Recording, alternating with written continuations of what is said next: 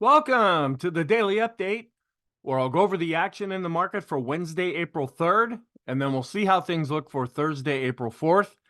We ended up having an up day. We gave a lot of the gains back. And unfortunately, some of the weakness that we're seeing coming into the market, that's continuing. There is a little bit of an improvement. The ISM report that came out was weaker than expected. The market liked that. Interest rates came down.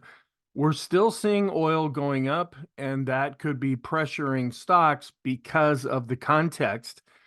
Oil is going up mostly because of tension in the Middle East, and that's when it is more negative for the market overall.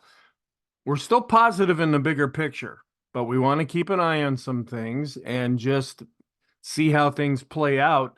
We do have a major economic report coming out on Friday with the employment situation. So we'll see if the scenario ends up changing. Before I get started, there are two videos now on the YouTube and Rumble channels where I go through the proposed program that I'm hoping to start in June. Also, some of you that are newer to watching these videos, I put out a whole series of videos, and the backbone is really the daily video. That's what I really focus on the most. The weekly video, intermarket analysis video, deep dive, and the what to watch videos, those are considered to be more supplemental. They all feed in to the daily video. And that's how I analyze things. I want to look at everything that I can to try to reach conclusions, but it all comes down to a daily analysis. I think intraday is too fast. There's too much noise. I think weekly is too long, at least for the types of things that I do and the types of things I teach. So I think daily, for me, has come down to the optimum point of analysis. Also, be aware that if you post a comment, which I thoroughly welcome, and I reply to that comment, and then you reply back to me, there could be a real delay from the time that you post that reply to when I actually see it. So I'm not ignoring you. I'm not pretending like it's not there. I just may not see it because I'm not notified. Let's go back and talk about what happened. Right at the open, we had a lower open. The futures were actually negative, and we were below the daily pivot at 51.99. That's the 5,200 level. So we were kind of toying around with that right at the open. But then prices rose above the unchanged level, so we went positive. We got above R1 at 52.15. We even got up above R2 at 52.24. And we hit resistance just a little bit under 52.30. That was about as high as the market was able to go. As the day went on, we chopped between R2 to the upside and R1 to the downside. Then we came all the way back down to the unchanged level and the daily pivot. And then we ended up closing below R1. So we saw a little bit of a bounce up at the end. So a lot of the gains ended up being given back. And that's more negative. Earlier in the day, it looked like things were going to really improve and we were going to see a nice bounce. We saw some of the mega caps really experience some selling as we got closer to the close, and that kind of shifted things a little bit more negative. Even though we did close positive, we were up 0.11%, but volume is still below average. We're not really seeing a real pickup there. When we look at the bigger picture, our technicals are positive. In the short term, we are seeing some weakness, and that's even drifting more into the intermediate term. We could recover from that with a good solid up day, but we just want to keep an eye on this. We're not seeing a real shift over to the negative side, but there's just weakness that we're seeing creeping in day after day. And it's about inflation and interest rates. Later on in the week, it's going to be about the employment situation report, which will feed into, are we stronger? Are we weaker as far as the economy is going? Is that going to shift the scenario that we're now working with? Some comments. The ISM non-manufacturing, that means services, was weaker than expected. The mega caps did see some late day weakness. Oil is going up. We're in the 85.44 range now, mainly due to what's going on in the Middle East. We just have our stochastics that are looking extreme in the short term, and we're still extreme negative in the short term with the Stoch RSI. Intermediate term, our oscillators, they're flatlining still. They want to see a trending environment, and we're just not really having that right now. But they're giving us very high readings, so they're already extreme positive. The Sean trend meter and the bullish percent index are still extreme. In the long term, the exponential moving average is now dropped off, but we have the 150 and 200 simple moving averages that are still extreme positive. The parabolic SAR is still negative, so we have two dots now on top of current prices. The scenario that we're going with is what we've been going with. We're going to see if that starts to shift a little bit, that it looks like the Fed is done raising rates and that they will possibly cut rates 3 times in 2024.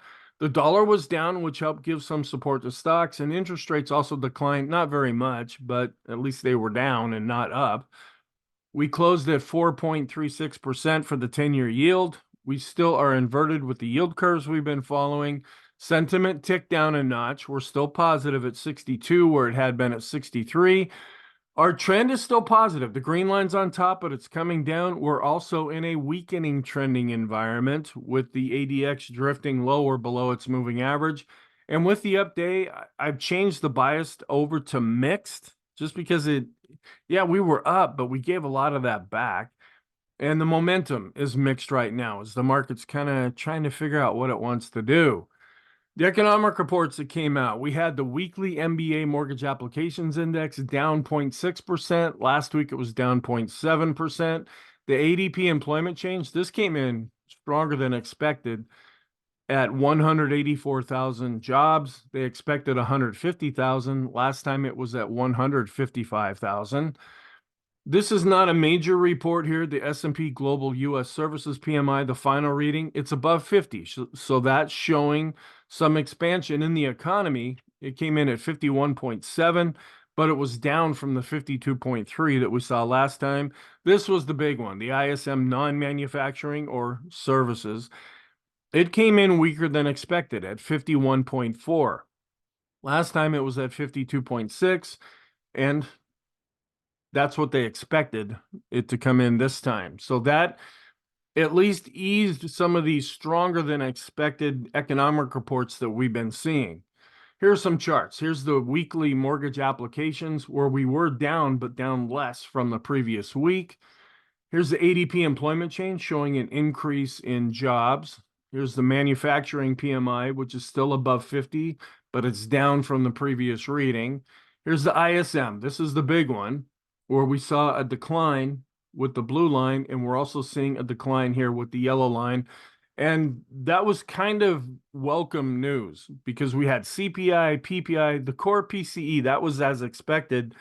Folks are a little bit concerned about the employment report coming out. And so for this to come in a little bit weaker after we saw the manufacturing index come in stronger than expected, the market kind of liked that.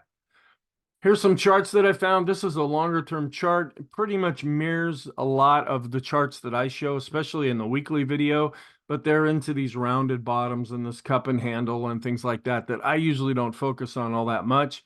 I just wanted to give you a bit of a different view of where things are at right now. So you may find it helpful to pause this and kind of look over this chart.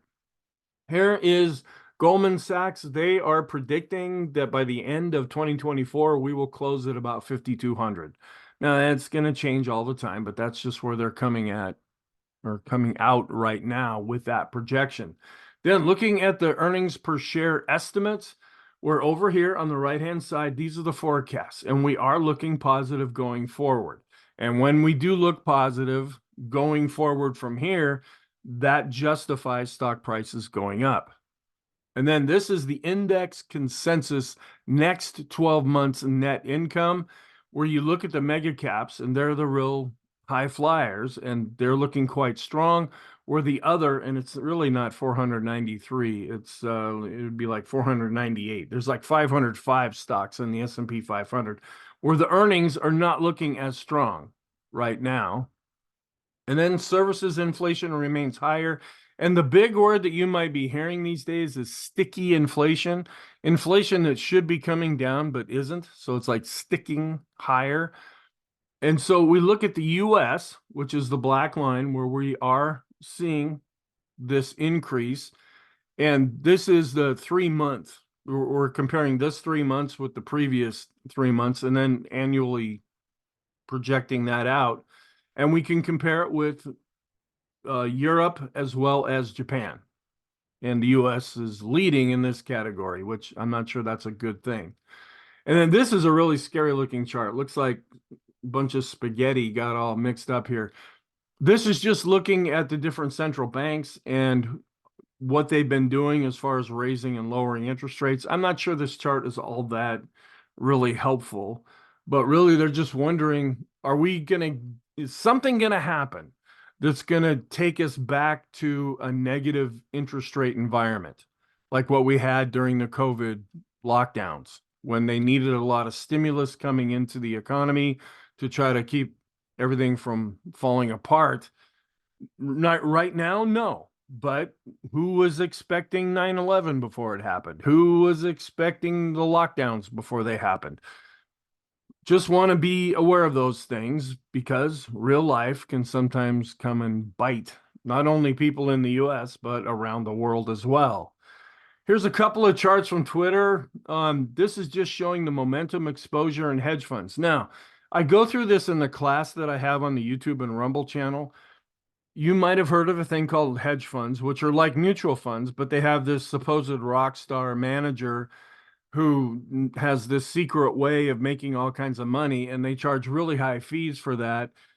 And they sometimes have billions of dollars, so they may be considered big money, but they're not necessarily the smart money. And they are really exposed to stocks right now. And so we're just wondering, should we look at this in some kind of a contrarian type of manner? And then this is the cycles chart that we've been watching for right now. Just wondering if we're going to stick to that. We might see a little bit of a move up going into the 10th of April before we see some weakness about to the 24th of April, and then a bounce up into the latter part of May. Here's our intraday chart where we had a lower open, but we quickly went positive, got above the unchanged level, went above R1, R2. We topped out just under the 5230 level, and then we chopped around. And then later in the day, that's when we saw some weakness. We actually went negative, came back down to the daily pivot, but then saw a little bit of buying going into the close, and then dropped a little bit below R1. Not a real positive day overall. Where we were negative with the futures during the initial or the pre-market session, we went positive during the cash session, and we're kind of holding up fairly well in the initial overnight session. We are seeing growth outperforming value. The blue line is above the red line, and it was positive where value was negative intraday. We're seeing a bit of an improvement here with our growth to value ratio for the S&P when we look at the intraday chart. So this is looking a little bit better. Our end of day chart showed where growth was up for the large caps, where value was down. It was up more for the mid caps and the small caps. So if we're going back to this growth versus value type of scenario, this is showing some improvement here. But when you look at the end of day charts, we're really trailing off with the small cap growth to value ratio. We ticked up a little bit with the mid caps, and we were pretty much flat with the S&P growth to value ratio. We're still in an uptrend with discretionary, even though it's been pulling back. Staples have also been pulling back, and we're still in an uptrend when we compare discretionary to staples, but we're not breaking out right now. Large cap growth was up a little over 1/3% and still above all of the plotted moving averages here. So that's hanging in there for right now.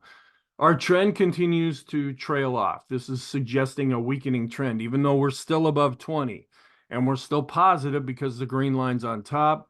We're also seeing more of a decline in the short term with the green line on top. But we continue to be below average with volume. Sentiment, this is updated now, and it really shot up. We're at 4.43. We get nervous when we're above 3. We get really nervous when we're above 4, and we're at 4.43 now. So this is giving us a pretty extreme reading. It could go higher. It has in the past, but this is just suggesting the bull to bear ratio is really getting extreme in the latest reading. We did come back down just a little bit with the VIX on the line chart as well as the bar chart, but we're still above this upward sloping trend line. We're also above the moving averages with the bar chart. We came down a little bit with the volatility of the VIX since we did have an up day for the most part. The bar was quite a bit wider. We actually closed just a little bit below the moving averages with the line chart. And I wanted to show this because this is now 2 days that we've not been up in this red area. We dropped down after Monday's session. We dropped down again after Tuesday's session. And we're continuing to be down in this area for right now. I think I got those days right. Was it Tuesday and Wednesday? So I probably won't be showing this chart anymore if we stay down in this more neutral area. Whatever the market was expecting, maybe it has happened now. We are going back up with the momentum of the VIX. The MACD is crossing above its moving average, even though the MACD did decline in Wednesday's session. Finally, we had these charts updated. The equity put call ratio is going up on the daily chart, and it's also turning back up on the 5-period chart. And that's kind of what we were suspecting. We came down just a little bit. We're just at the upper range here with the volatility risk premium. And then our advanced decline line, we're pretty much flat based on price. We turned up just a little bit based on volume. And that's what I've been really honing in on. We want to keep an eye on volume. Even though it's below average, it's been outperforming price. And that could be under the surface more positive. With our new highs, new lows, we're trailing on. Well, we actually saw a bit of a pickup in Wednesday's session, but we're seeing a little bit of a pickup too in the new lows. We're pegged at the top with the 5-period, and we're continuing to decline with the 10-period. And we're still seeing a gradual decline here with the advanced decline ratio. We broke the series of higher lows that we had been setting, but we're still positive. And we're just a little bit above the moving average now with accumulation distribution. We had been just a little bit below, so this is a slight improvement. We are seeing a bit of an improvement here with the Chaikin money flow. We're coming back up, and we've been seeing that the last couple of sessions. We're not positive yet, but the fact that this is bouncing back up is showing some improvement here. And we're actually turning slightly positive with the Chaikin oscillator. With our advanced decline line studies, since we had an up day, the NYSE common stock did bounce up. A little bit of an advance with the S&P, a little bit of an advance with the mid caps, and a little bit more improvement with the small caps. Here's our daily chart. We're still above this pivot level here, which is providing support for right now. So as long as we can stay above that, we're still looking more positive. And then on the bottom, we are still below average with volume. The Stochk RSI is still extreme negative. We are still maintaining price above the 20-period moving averages. So this level of support is continuing to hold for right now. And this is positive. And this is suggesting that this could be a pullback. Also, we're holding in there with support with our 20-period simple moving average of the open, high, low, close. We've been using these lines as areas of support. And we're no longer extreme in the 20, 50, and now the 200 has actually dropped to no longer being extreme positive. We ticked just barely back positive with the force index. It actually dropped down and went negative.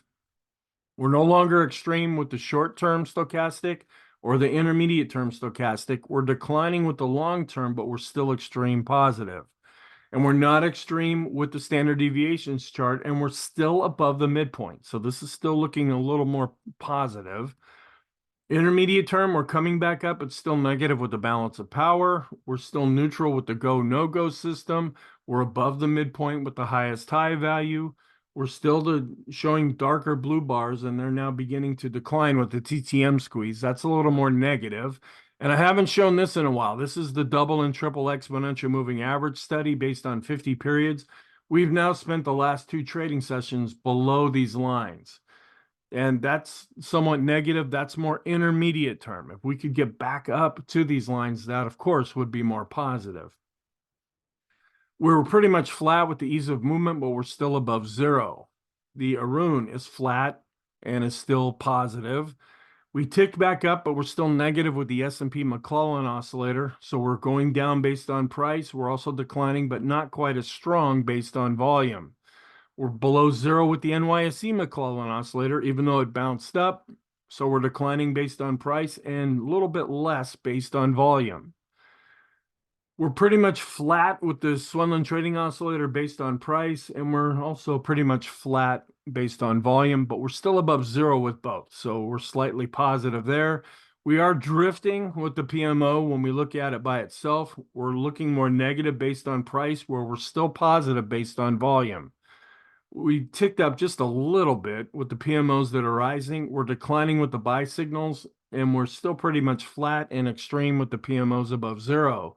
We continue to be neutral with the Elder's Impulse system for the S&P. We're back to being negative now. We have 2 dots above the bars with the parabolic SAR. We're dropping now a little bit with the slope oscillator, even though it's coming off of an extreme positive reading. We're also looking a little more negative with the MACD. So our oscillators are now having a tendency to drift lower, but they're still giving us very high readings after flatlining. We're still above all the plotted moving averages in our moving average tree. We're coming down, but still barely above 70 with the bullish percent index. If we drop below 70, that would be a sell signal. And we ticked down we ticked up just a little bit with the NYSE bullish percent index, and we're right down at 50 with the NASDAQ 100 bullish percent index. If we drop below 50, that will turn this negative. Money flow below 50 and declining. That's negative. We turn back up, but we're below 50 with the ultimate oscillator. We're showing weakness with the vortex. We're now dropping below this one area here. That means it's more negative. We're still positive because the green line's on top, but we're really showing a lot of weakness here. We're still positive with the RSI 14 and 20 since we're above 50. We're still above the moving average with on-balance volume. We're still above 50 with this 50 level here with the stocks inside the S&P above their 20-period moving averages, but we are declining after having a rather extreme positive reading. We ticked up a little bit with the 50-period moving average study, and I have to clear my throat again. We're still looking good longer term with momentum. We're getting a really high reading, even though it's coming down with the 100-period moving average study. We're also coming down, but showing good momentum with the 200-period moving average study. And we're drifting a little lower here with the Copic curve. We're pretty much flat, but still extreme with the Sean trend meter. On a trending basis, the Heiken Ashi is still looking more negative with black candles. We're pointing up, that's positive, but we're red, that's negative. So this is negative with a slight positive slant. And the Renko finally redrew way back in here. It just was showing complete open boxes here. It came back and picked up something negative on the chart. And we are looking a little more negative with the 3-line break. And we're still above this longer term support or resistance level based on the weekly chart. That's still a ways away. We're 100 points away from that right now, but we just want to keep an eye on this. If we really see things start to move down, we'll be seeing if this is going to provide support. We are declining, but we're still extreme with the 150 and 200 period moving average studies. We're back to looking more positive with the Keller market model across all the different indexes and time frames.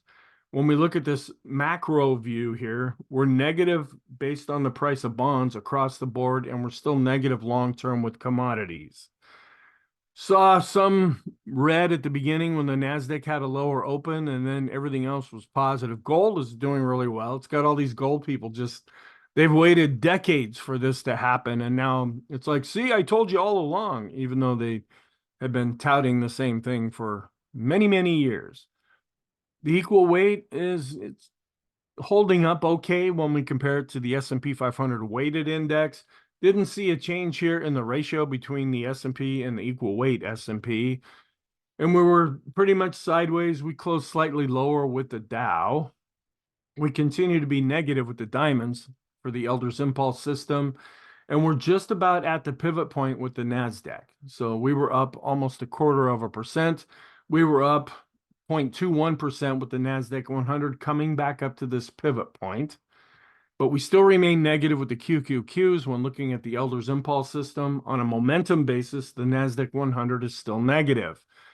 We're still just a little bit above this 20-period moving average with the QQQs. So we closed right on it. After Tuesday, we closed just a little bit above it on Wednesday. So this support is also holding, just like the 20-period moving averages are holding for the S&P. Small caps, they were up a little over 0.5%, but they're just bouncing around like bumper cars in price areas they've already been in. They continue to be negative with the Elders Impulse system. And the Russell 2000, we're right at 50 with the RSI. We're still in a longer-term uptrend. The momentum, which had been switching positive, is now turning back to negative. The mid-caps right at the pivot point right now. And they've gone from being negative back over to neutral for the mid-caps when looking at the Elders Impulse system. Apple was up 0.5%, but is still in a downtrend. Tesla, which was up 1%, is still in a downtrend as well. And Google, it was up a little bit, so it set another new all-time high, and it's in a more solid uptrend. The FANG index has pretty much been chopping sideways, and we're range-bound now. The financial sector was down slightly, but is still in a longer-term uptrend. The dollar did decline just a little bit here, but we are seeing a recent golden cross. Oil, this is, again, we're watching this because of tension that's going on geopolitically. We're climbing up above the 85 level. And we look at the S&P and compare it with the world. The correlation based on 10 periods is weakening, and we're flattening to starting to decline with our 50-period correlation. We did come down with the 10-year yield, so we went up slightly with the 10-year based on price. We're not really seeing any improvement here with our growth to value ratios. When we look at the Qs to S&P, discretionary to S&P, and large cap growth compared to large cap value. So the large caps, mid caps, and small caps are showing some weakness. So what's our outlook for Thursday? Please keep in mind, this may be important to you or not important. It may have an impact or not have an impact. There's going to be a total solar eclipse on Monday, April 8th. We don't know if that's going to be relevant or not. The technicals are positive, and for right now, it's still looking like we've been pulling back, and weakness is continuing to develop. Even though we had an up day, we were trying to fill that gap, and the fact that we got it partially filled, that's okay, but then we gave a lot of those gains back. We will be getting weekly jobless claims and the trade balance, and then we want to keep an eye on things going on in the Middle East that could escalate. I failed to mention, too, that there was a pretty major earthquake in Taiwan, and that was having some impact on semiconductors, since that's where most of them are built. And then Friday is going to be the big employment situation report, also showing the different breakdowns of the reports that we'll be receiving. Seasonally, we're positive with the Dow and S&P. We're neutral to positive with the NASDAQ, but we're just not really following seasonal patterns right now. We will be on the 4th trading day of the month, where usually we see some positive seasonality during an election year, but we're just not following this chart right now. Here's another one, the average path of the S&P going back to 1985. Here's tax day, where okay, we might see a bit of an upward move from here before, for some reason, we go down around tax day. And then it's really after tax day when we start to see some strength in April, which is going against some of the other charts that we're looking at, especially those cycle charts. And then April tends to be a more positive month when you compare it to the other months. Thursday is one of the more positive days compared to what happened in 2023. April ends up being a positive month. Here's a newer chart that Jeffrey Hurst posted on Twitter, where if you look at election years in April, going back to 1950, we're up 1.3% with the gains, and we're up 11 times out of 18. We're down 7 times out of 18. And this is taking all the Aprils from 1950 to 2023, where we are up 71.6% of the time, and the average return is a positive 1.5%. So the warning signs, the equity put call ratio is still going up. The Chaikin money flow is negative, but could be improving. The parabolic SAR is negative. The bullish percent index is just barely above 70 and declining. And the bullish percent index is at 50 when we look at the NASDAQ 100. And if that falls below 50, that's going to turn negative. The money flow index is negative, and the ultimate oscillator is now negative too. We are keeping an eye on these negative divergences, but we've been watching these for quite a while, and the momentum for the NASDAQ 100 is negative. The vortex is positive, but it is weakening and now dropping below that one level, which is suggesting it's turning more negative. Small and mid cap growth continue to be positive, but they're really dropping back now. Large cap growth is holding up, but not doing all that great. And the financial sector continues to be positive. So our conclusion, it still looks like what we could be going through right now is more of a pullback. As long as we stay above those 20-period moving averages, not only for the S&P, but for the NASDAQ 100 or QQQs. But there is some weakness starting to come into the picture. In the short term, we're still above that short-term resistance level and long-term overhead resistance, which you could call support, but we haven't really been above it long enough yet. There is weakness developing. We're also seeing some weakness develop in the intermediate term, but we're still positive. We're still more positive in the long term, but we're still extreme with the 150 and 200 period moving average studies. Thank you. I really hope you found this helpful. I hope you have a wonderful day, and I will talk to you in the next video.